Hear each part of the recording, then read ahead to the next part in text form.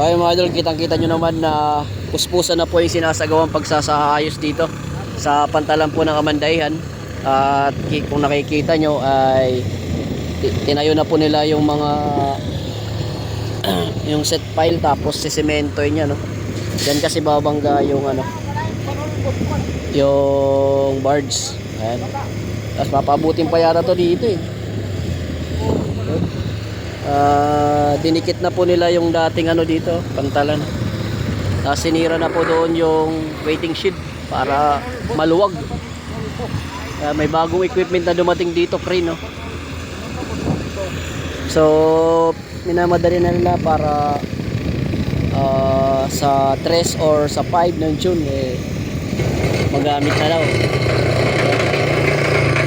Kita nyo pag binababa yung ano, binababa po yung set pile gamit ng bako.